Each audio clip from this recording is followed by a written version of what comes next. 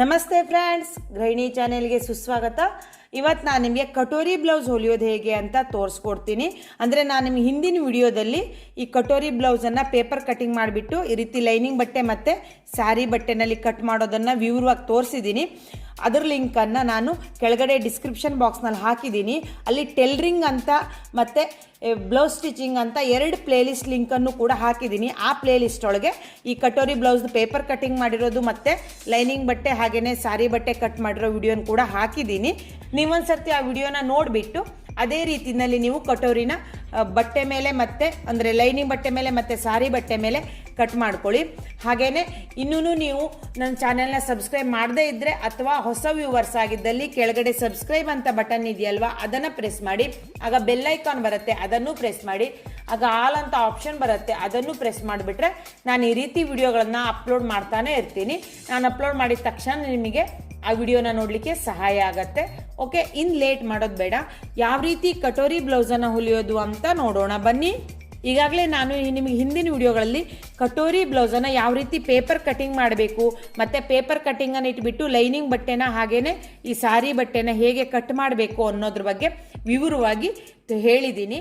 ಅದೇ ರೀತಿ ಅಂದರೆ ಆ ವಿಡಿಯೋಗಳ ಲಿಂಕನ್ನು ಮೇಲ್ಗಡೆ ಐ ಬಟನ್ನಲ್ಲೂ ಕೊಟ್ಟಿದ್ದೀನಿ. ಅದೇ ರೀತಿ ಕೆಳಗಡೆ ಡಿಸ್ಕ್ರಿಪ್ಷನ್ ಬಾಕ್ಸ್ನಲ್ಲಿ ಟೈಲರಿಂಗ್ ಅಂತ ಮತ್ತು ಬ್ಲೌಸ್ ಸ್ಟಿಚಿಂಗ್ ಅಂತ 2 ಪ್ಲೇಲಿಸ್ಟ್ ಲಿಂಕನ್ನು ಕೊಟ್ಟಿದ್ದೀನಿ. ನೀವು ಆ ಪ್ಲೇಲಿಸ್ಟಿಗೆ ಹೋಗಿಬಿಟ್ರೆ ಅಲ್ಲಿ ನಿಮಗೆ ಈ ಕಟೋರಿ ಬ್ಲೌಸಿಗೆ ಸಂಬಂಧಪಟ್ಟ ವಿಡಿಯೋಗಳು ಸಿಗತ್ತೆ. ಅದನ್ನು ನೋಡಿಬಿಟ್ಟು ನೀವು ಪೇಪರ್ ಕಟಿಂಗ್ ಮಾಡಿ ಈ ರೀತಿ ಲೈನಿಂಗ್ ಬಟ್ಟೆ ಮತ್ತು ಸ್ಯಾರಿ ಬಟ್ಟೆನ ಕಟ್ ಮಾಡ್ಕೊಳ್ಳಿ. ಸ್ಯಾರಿ ಬಟ್ಟೆ ಮತ್ತು ಲೈನಿಂಗ್ ಬಟ್ಟೆನಲ್ಲಿ ಕಟ್ ಮಾಡಿರೋ ಈ ಕಟೋರಿ ಪೀಸ್ ಇದೆಯಲ್ವಾ, ಇದನ್ನು ಹೀಗೆ ಕರೆಕ್ಟಾಗಿ ಇಟ್ಕೊಂಡ್ಬಿಟ್ಟು ಅಲ್ಲಲ್ಲಿ ಟಾಚಿನೀನ ಹಾಕ್ಕೊಳ್ಳಿ. ಇದೇ ರೀತಿಯಲ್ಲಿ ಇನ್ನೊಂದು ಕಡೆ ಭಾಗದ ಪೀಸ್ ಇದೆಯಲ್ವಾ, ಇದನ್ನು ಕೂಡ ಇಟ್ಕೊಳ್ಬೇಕು. ಆದರೆ ಇಟ್ಕೊಳ್ಳೋವಾಗ ನೋಡಿ, ಈ ಲೈನಿಂಗ್ ಬಟ್ಟೆನಲ್ಲಿ ಇಲ್ಲಿ ಈ ರೀತಿ ಕರ್ವ್ ಶೇಪ್ ಬಂದಿದೆಯಲ್ವಾ, ಇದು ಈ ಕಡೆ ಅಂದರೆ ಇಲ್ಲಿ ಸ್ಟ್ರೇಟ್ ಆಗಿರೋದು ಈ ಕಡೆ ಬಂದಿದೆ, ಅಂದರೆ ಕರ್ವ್ ಶೇಪ್ ಹೀಗೆ ಬಂದಿದೆ. ಇದರಲ್ಲಿ ಈ ರೀತಿ ಬರಬೇಕಾಗತ್ತೆ. ಅಂದರೆ ಈ ರೀತಿ ಇಟ್ಕೊಬಿಟ್ರೆ ಒಂದೇ ಕಡೆ ಭಾಗ ಆಗಿಬಿಡತ್ತೆ. ಹಾಗಾಗಿ ಇದ್ರದ್ದು ಈ ಕಡೆ ಬಂದರೆ ಇದ್ರದ್ದು ಈ ಶೇಪು ಈ ಕಡೆ ಬರಬೇಕಾಗತ್ತೆ. ಇದೇ ರೀತಿ ಇಟ್ಕೊಂಡ್ಬಿಟ್ಟು ನೀವು ಅಲ್ಲಲ್ಲಿ ಟಾಚಿನೀನ ಹಾಕ್ಕೊಳ್ಳಿ. ಈ ಪೀಸ್ಗೂ ಕೂಡ ಲೈನಿಂಗ್ ಬಟ್ಟೆನ ಹೀಗೆ ಇಟ್ಕೊಂಡ್ಬಿಟ್ಟು ಅಲ್ಲಲ್ಲಿ ಟಾಚಿನೀನ ಹಾಕ್ಕೊಳ್ಳಿ. ಅಂದರೆ ಈ ಬಟ್ಟೆ ಸರಿದಾಡ್ಬಿಡತ್ತೆ ಡೈರೆಕ್ಟಾಗಿ ಹೊಲಿದ್ರೆ ಅಂತ ಲೈನಿಂಗ್ ಬಟ್ಟೆನ ಸ್ಯಾರಿ ಬಟ್ಟೆ ಮೇಲೆ ಇಟ್ಬಿಟ್ಟು ಟಾಚಿನೀನ ಹಾಕಿ ಆದಷ್ಟು ತುದಿಗೇನೆ ಹೊಲ್ಕೋಬೇಕಾಗತ್ತೆ. ಇಲ್ಲೂ ಕೂಡ ಈ ರೀತಿ ಕರ್ವ್ ಶೇಪ್ ಇದೆಯಲ್ವ ಈ ಲೈನಿಂಗ್ ಬಟ್ಟೆಗೆ, ಈ ಕರ್ವ್ ಶೇಪ್ ಈ ಕಡೆ ಇದ್ದರೆ ಈ ಇನ್ನೊಂದು ಲೈನಿಂಗ್ ಬಟ್ಟೆದು ಕರ್ವ್ ಶೇಪ್ ಈ ಕಡೆ ಇರಬೇಕು. ಅಂದರೆ ಈ ರೀತಿ ಇದ್ದರೆ ಒಂದೇ ಕಡೆ ಮುಂಭಾಗ ಆಗಿಬಿಡತ್ತೆ. ಹಾಗಾಗಿ ಈ ರೀತಿ ಇರಬೇಕು.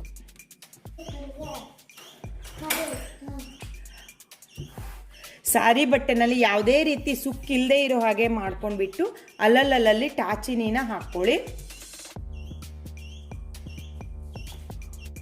ಅದೇ ರೀತಿ ಯೋಕ್ ಪಟ್ಟಿ ಇದೆಯಲ್ವಾ, ಸ್ಯಾರಿ ಬಟ್ಟೆನಲ್ಲಿ ಕಟ್ ಮಾಡಿರೋದು ಹಾಗೆಯೇ ಲೈನಿಂಗ್ ಬಟ್ಟೆನಲ್ಲಿ ಕಟ್ ಮಾಡಿರೋದು, ಇದಕ್ಕೂ ಕೂಡ ಅಲ್ಲಲ್ಲಿ ಟಾಚಿನಿ ಹಾಕ್ಕೊಳ್ಳಿ. ಈಗಾಗಲೇ ನಾ ಹೇಳ್ದಾಗೇನೆ ನೋಡಿ, ಲೈನಿಂಗ್ ಬಟ್ಟೆನಲ್ಲಿ ಈ ಕಡೆ ಜಾಸ್ತಿ ಬಂದಿರೋದಿದೆ, ಈ ಕಡೆ 1 ಇಂಚ್ ಕಡಿಮೆ ಇದೆ. ಈಗ ನಾವು ಇನ್ನೊಂದು ಲೈನಿಂಗ್ ಬಟ್ಟೆನ ಇಲ್ಲಿ ಈ ಕಡೆ ಜಾಸ್ತಿ ಬಂದಿದೆ, ಅದೇ ರೀತಿ ಇದು ಈ ಕಡೆ ಬರಬೇಕಾಗತ್ತೆ. ಅಂದರೆ ಒಂದು ಈ ಕಡೆ ಭಾಗದಲ್ಲಿ ಬರೋದು, ಇನ್ನೊಂದು ಈ ಕಡೆ ಭಾಗದಲ್ಲಿ ಬರೋದಾಗತ್ತೆ. ಹಾಗಾಗಿ ಈ ಸ್ಯಾರಿ ಬಟ್ಟೆನ ಇಲ್ಲಿ ಅಡಿಗೆ ಇಟ್ಕೊಳ್ಳಿ. ಅಂದರೆ ಏನಿಲ್ಲ ಜಾಸ್ತಿ 1 ಇಂಚ್ ಜಾಸ್ತಿ ಇರೋ ಭಾಗ ಇದೆಯಲ್ವಾ, ಇದು ಮತ್ತು ಈ ಕಡೆ ಪಟ್ಟಿದ್ದು 1 ಇಂಚ್ ಜಾಸ್ತಿ ಇರೋದು ಹೀಗೆ ಒಂದೇ ಕಡೆ ಇರಬೇಕಾಗತ್ತೆ. ಅದೇ ನೀವು ಈ ರೀತಿ ಇಟ್ಬಿಟ್ರೆ ಸರಿ ಬರಲ್ಲ. ಅಂದರೆ ಇಲ್ಲಿ ಜಾಸ್ತಿ ಇರೋದು ಇಲ್ಲಿ ಕಡಿಮೆ ಇರೋದು ಇಟ್ಬಿಟ್ರೆ ಸರಿ ಬರಲ್ಲ. ಹೀಗೇನೆ ಇಟ್ಕೊಂಡ್ಬಿಟ್ಟು ಅಲ್ಲಲ್ಲಿ ಟಾಚಿನೀನ ಹಾಕ್ಕೊಳ್ಳಿ. ಈ ರೀತಿ ಎಲ್ಲ ಪೀಸ್ಗೂ ಅಲ್ಲಲ್ಲಿ ಹೀಗೆ ಟಾಚಿನೀನ ಹಾಕಾದ್ಮೇಲೆ ಈ ಲೈನಿಂಗ್ ಬಟ್ಟೆ ಇದೆಯಲ್ವಾ, ಈ ಲೈನಿಂಗ್ ಬಟ್ಟೆನಲ್ಲಿ ಆದಷ್ಟು ತುದಿಗೇನೆ ಸುತ್ತಲೂ ಹೊಲ್ಕೋಬೇಕು. ಅಂದರೆ ಇದು ಎಲ್ಲ ಪೀಸ್ಗೂ ಕೂಡ ಅಂದರೆ ಯೋಕ್ ಪಟ್ಟಿ ಮತ್ತು ಮುಂಭಾಗದ 2 ರೀತಿ, ಅಂದರೆ ಇದೊಂದು ಕಟೋರಿ ಪೀಸು ಇನ್ನೊಂದು ಈ ಪೀಸು ಇದೆಯಲ್ವಾ, ಎಲ್ಲದಕ್ಕೂ ಲೈನಿಂಗ್ ಬಟ್ಟೆನ ಆದಷ್ಟು ತುದಿಗೇನೆ ಹೊಲ್ಕೋಬೇಕು.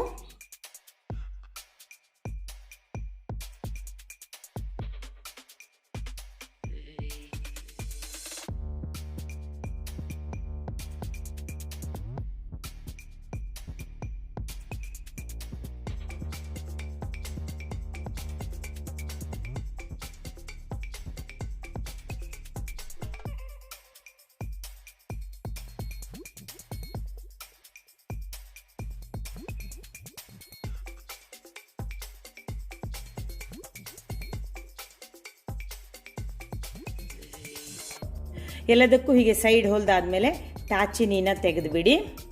ಈ ಲೈನಿಂಗ್ ಬಟ್ಟೆಗಿಂತನೂ ಒಂದು ಅರ್ಧ ಇಂಚ್ ಆಗೋವಷ್ಟು ಸಾರಿ ಬಟ್ಟೆ ಹೆಚ್ಚಿಗೆ ಇದೆಯಲ್ವಾ, ಅದು ಹೆಚ್ಚಿಗೆ ಇರೋದನ್ನೆಲ್ಲ ಕಟ್ ಮಾಡಿಬಿಡಿ. ಕರೆಕ್ಟಾಗಿ ಲೈನಿಂಗ್ ಬಟ್ಟೆ ತುದಿಗೇ ಕಟ್ ಮಾಡಬೇಕು, ಅಂದರೆ ಲೈನಿಂಗ್ ಬಟ್ಟೆನೆಲ್ಲೂ ಕಟ್ ಮಾಡಬಾರ್ದು.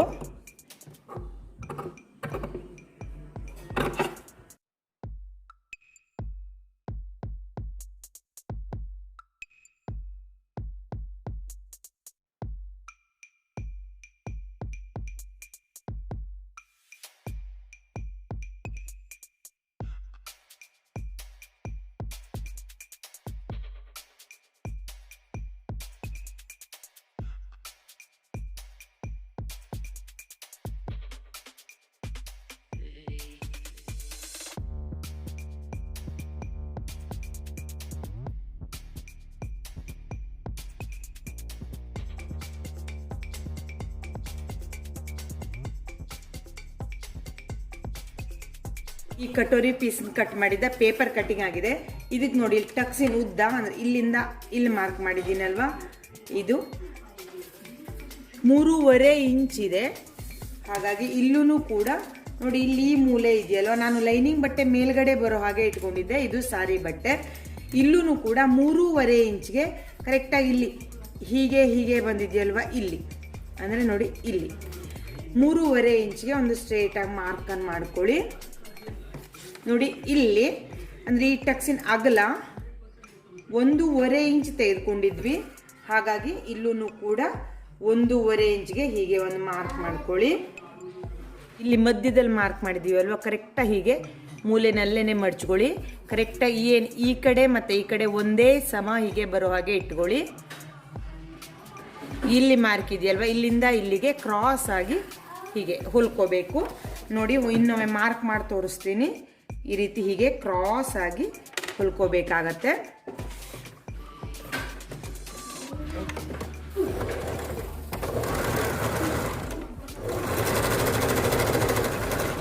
ಟಕ್ಸನ್ ಯಾವಾಗಲೂ 2 ಸರ್ತಿ ಹೊಲ್ಕೋಬೇಕು.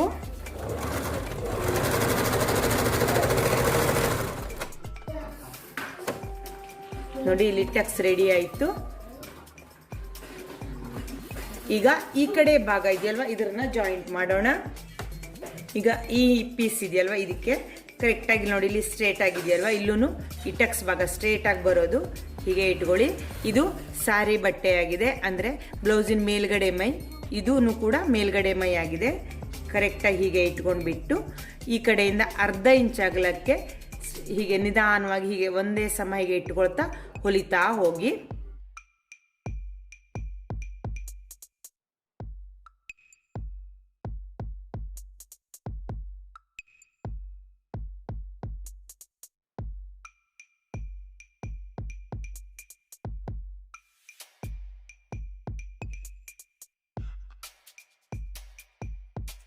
ಈಗ ಒಂದು ಕಡೆ ಭಾಗದ ಕಟೋರಿನ ಜಾಯಿಂಟ್ ಮಾಡಾಯಿತು. ಇದೇ ರೀತಿ ನೀವು ಇನ್ನೊಂದು ಕಡೆ ಭಾಗದ ಕಟೋರಿನೂ ಕೂಡ ಜಾಯಿಂಟ್ ಮಾಡ್ಕೊಳ್ಳಿ. ಯೋಗ ಪಟ್ಟಿ ಮೇಲೆ ಸ್ಯಾರಿ ಬಟ್ಟೆ ಬಂದಿರೋ ಕಡೆ ಇನ್ನೊಂದು ಯೋಗ ಪಟ್ಟಿ ಅಂದರೆ ಲೈನಿಂಗ್ ಬಟ್ಟೆನಲ್ಲಿ ಕಟ್ ಮಾಡಿರೋ ಪಟ್ಟಿನ ಇಟ್ಕೊಂಡ್ಬಿಟ್ಟು 1/4 ಇಂಚ್ ಅಂತರದಲ್ಲಿ ಕೆಳಗಡೆ ಸ್ಟ್ರೇಟ್ ಇರೋ ಕಡೆ ಹೊಲ್ಕೊಳ್ಳಿ.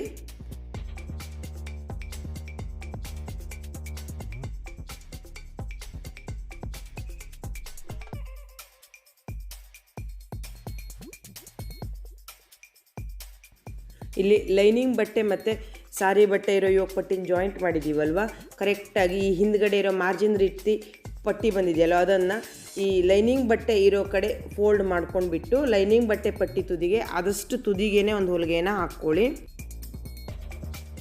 ಇದೇ ರೀತಿಯಲ್ಲೇ ಇನ್ನೊಂದು ಯೋಗ ಪಟ್ಟಿನೂ ಕೂಡ ರೆಡಿ ಮಾಡ್ಕೊಳ್ಳಿ. ಈಗ ಮುಂಭಾಗನ ತೆಗೆದುಕೊಳ್ಳಿ, ಅದಕ್ಕೆ ಯೋಗ ಪಟ್ಟಿಗೆ ರೆಡಿ ಮಾಡಿ ತಗೊಳ್ಳಿ. 1 ಇಂಚ್ ಹೆಚ್ಚಿಗೆ ಇದೆಯಲ್ವ ಯೋಗ ಪಟ್ಟಿನಲ್ಲಿ, ಆ ಕಡೆ ಭಾಗನ ಮುಂಭಾಗದ ಈ ಕಾಜುಗುಂಡಿ ಪಟ್ಟಿ ಇರತ್ತಲ್ವ ಆ ಕಡೆ ಬರೋ ಹಾಗೆ ಇಟ್ಟುಕೊಂಡ್ಬಿಟ್ಟು ಈಗ ನಾನು ತೋರಿಸ್ತಾ ಇದ್ದೀನಲ್ವ, ಅಂದರೆ ಈ ರೀತಿ ಉಲ್ಟಾ ಫೋಲ್ಡ್ ಮಾಡಿ 1/4 ಇಂಚ್ ಅಂತರದಲ್ಲಿ ಹೊಲ್ಕೊಳ್ಳಿ.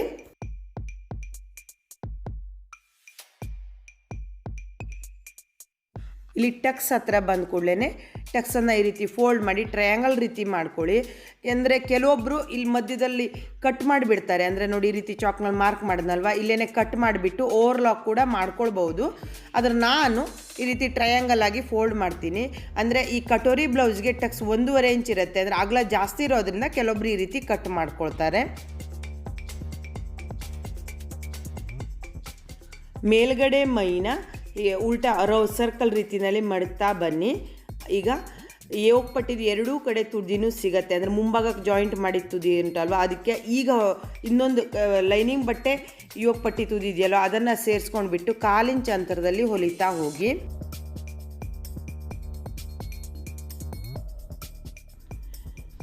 ಈಗ ನಿಧಾನವಾಗಿ ಇಲ್ಲಿ ಒಳಗಡೆ ಮುಂಭಾಗ ಇದೆಯಲ್ವ ಅದನ್ನು ನಿಧಾನವಾಗಿ ಹೊರಗಡೆ ತೆಗೀರಿ. ಇದೇ ರೀತಿಯಲ್ಲೇ ನೀವು ಮುಂಭಾಗದ ಇನ್ನೊಂದು ಕಡೆ ಭಾಗದ್ದು ಯೋಗ್ ಪಟ್ಟಿನ ಹೊಲ್ಕೊಳ್ಳಿ. ಹಾಗೆಯೇ ಕಾಜುಗುಂಡಿ ಪಟ್ಟಿ ಮತ್ತು ಕೊರಳು ಪಟ್ಟಿನ ಸಾದಾ ಬ್ಲೌಸಿಗೆ ಹೇಗೆ ಹೊಲಿತೀರೋ ಅದೇ ರೀತಿಯಲ್ಲೇ ಹೊಲಿರಿ. ಅದನ್ನು ನಾನು ನಿಮ್ಗೆ ಈಗಾಗಲೇ ಹಿಂದಿನ ಸಾದಾ ಬ್ಲೌಸ್ ಹೊಲಿಯೋ ವಿಡಿಯೋಗಳಲ್ಲಿ ತೋರಿಸಿದ್ದೀನಿ.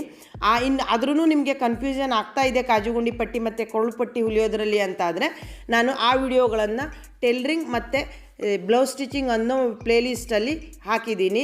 ಅದೇ ರೀತಿ ಅವೆರಡು ಪ್ಲೇಲಿಸ್ಟ್ನ ಲಿಂಕನ್ನು ಕೂಡ ಕೆಳಗಡೆ ಡಿಸ್ಕ್ರಿಪ್ಷನ್ ಬಾಕ್ಸ್ನಲ್ಲಿ ಹಾಕಿದ್ದೀನಿ, ಅಲ್ಲಿ ಹೋಗಿ ನೋಡ್ಕೊಳ್ಳಿ. ಈ ವಿಡಿಯೋದಲ್ಲಿ ನಾನು ಕಟೋರಿ ಬ್ಲೌಸನ್ನು ಹೊಲಿಯೋದನ್ನು ತೋರಿಸಿದ್ದೀನಿ. ಅಂದರೆ ನಾನು ಹಿಂಭಾಗನೂ ಕೂಡ ಈ ವಿಡಿಯೋದಲ್ಲಿ ಹೊಲಿಯೋದು ತೋರಿಸಿಲ್ಲ. ಹಿಂಭಾಗನೂ ಕೂಡ ನೀವು ಯಾವ ರೀತಿ ಡಿಸೈನ್ ಮಾಡಬೇಕು ಅಂದರೆ ಆ ರೀತಿ ಡಿಸೈನ್ ಮಾಡ್ಕೊಂಡ್ಬಿಟ್ಟು ಅಥವಾ ನೀವು ಸಾದಾ ಬ್ಲೌಸಿಗೆ ಹೊಲಿಯೋ ಹಾಗೇ ಹೊಲ್ಕೊಳ್ಳಿ. ನಾನು ಈಗಾಗಲೇ ಹೇಳಿದಾಗೇ ಸಾದಾ ಬ್ಲೌಸನ್ನೆಲ್ಲ ಹೊಲಿಯೋ ವಿಡಿಯೋಗಳ ಲಿಂಕನ್ನು ನಾನು ಟೈಲರಿಂಗ್ ಮತ್ತು ಬ್ಲೌಸ್ ಸ್ಟಿಚಿಂಗ್ ಅನ್ನೋ ಪ್ಲೇಲಿಸ್ಟಲ್ಲಿ ಹಾಕಿದ್ದೀನಿ. ಆ ಪ್ಲೇಲಿಸ್ಟ್ನ ಲಿಂಕನ್ನು ಕೂಡ ಕೆಳಗಡೆ ಡಿಸ್ಕ್ರಿಪ್ಷನ್ ಬಾಕ್ಸ್ನಲ್ಲಿ ಹಾಕಿದ್ದೀನಿ. ಅದೇ ರೀತಿ ಈ ವಿಡಿಯೋದಲ್ಲಿ ನಿಮ್ಗೆ ಏನಾದ್ರು ಡೌಟ್ಸ್ಗಳಿದ್ದಲ್ಲಿ ಅಥವಾ ಈ ವಿಡಿಯೋದ ಬಗ್ಗೆ ನಿಮ್ಮ ಅನಿಸಿಕೆಗಳನ್ನು ಕೆಳಗಡೆ ಕಾಮೆಂಟ್ ಬಾಕ್ಸ್ನಲ್ಲಿ ಕಾಮೆಂಟ್ ಮಾಡಿ. ಹಾಗೆ ಈ ವಿಡಿಯೋ ಇಷ್ಟ ಆದಲ್ಲಿ ಲೈಕ್ ಬಟನ್ ಪ್ರೆಸ್ ಮಾಡಿ.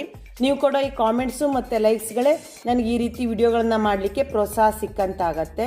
ನನ್ನ ಈ ವಿಡಿಯೋವನ್ನು ನೋಡಿದ್ದಕ್ಕಾಗಿ ತುಂಬ ಧನ್ಯವಾದಗಳು.